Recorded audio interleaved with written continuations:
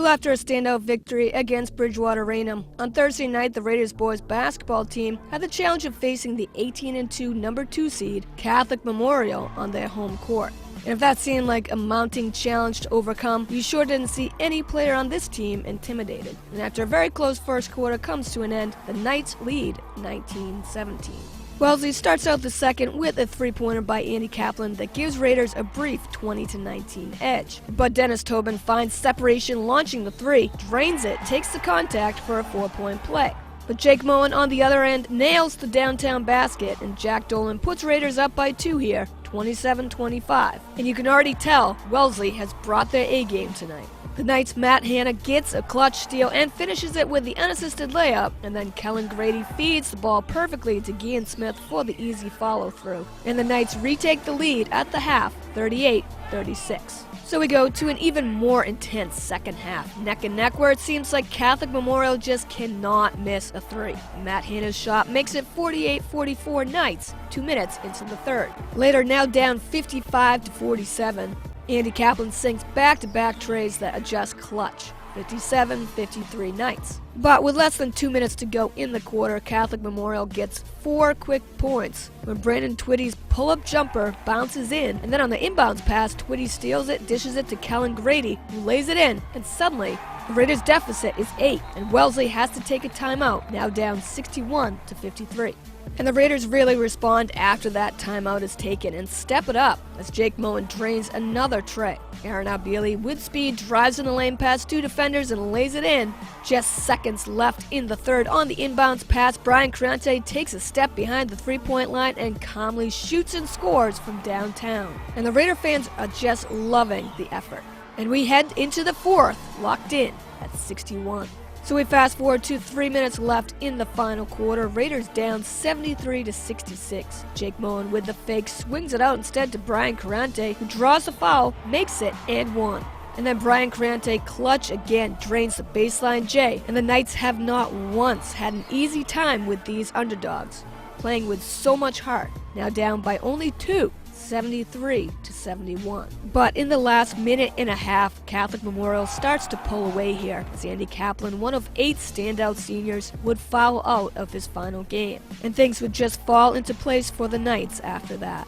Fast break layup here by Matt Hanna would make it 82-73. That would be a deficit that Raiders just, in the end, could not overcome.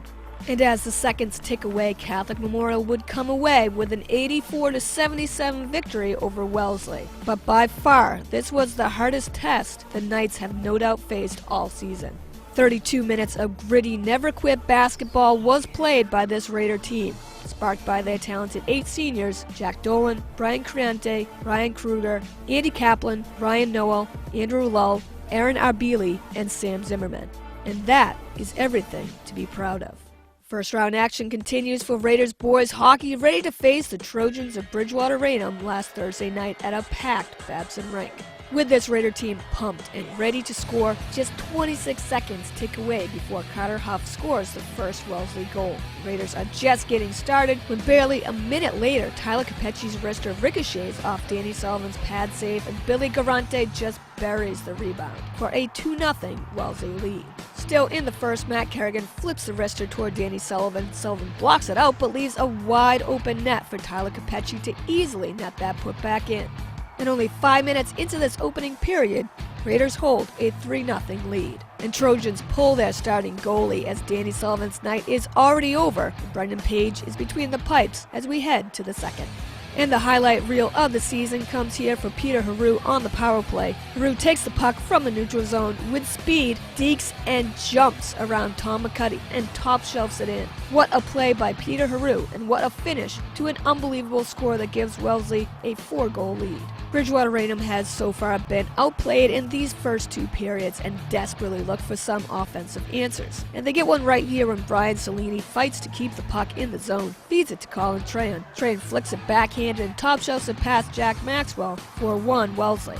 Quickly, Trojans are back at it again when Justice Daniels passes outside to Anthony Hart in the slot. Hart rears back and nets the stick side goal, and that's just what Trojans need in this intense, hard-fought matchup, with Bridgewater Raynham now down only by 2 heading into the third.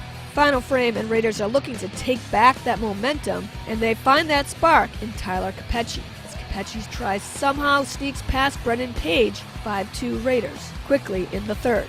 But Trojans, even on the penalty kill here, somehow are still able to respond, when Justice Daniels goes top shelf, and it's back to a 2-goal Wellesley lead.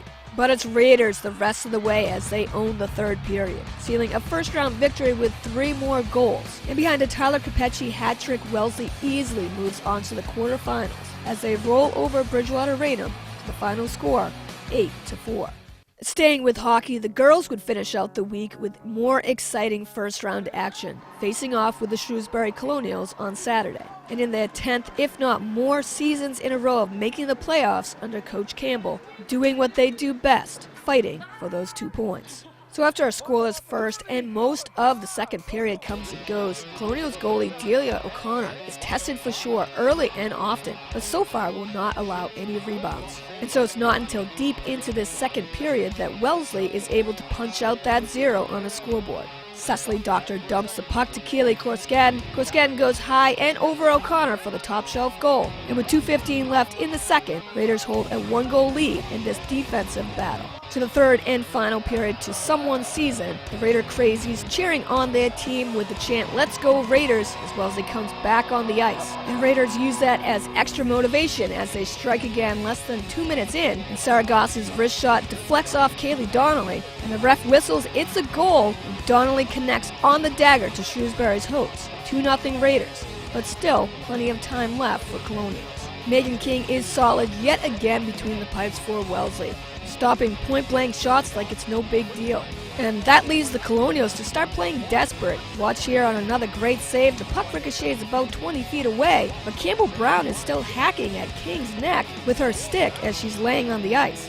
That has everyone, including King, putting up their hands, wondering what is going on.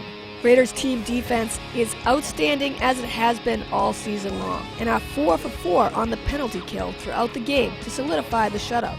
Colonials just cannot score, and this competitive and gritty 2-0 win by the Raiders gets them their 17th victory and a trip to Gallo Arena for the quarterfinals, as they look for a revenge win over the Milton Wildcats. Well, that does it for this week's episode of Raiders Sports Report. Thanks for watching. Exciting state tourney action continues, and we'll have the coverage here on demand at wellesleymedia.org, our YouTube channel, and right here on Comcast 9 and Verizon 39.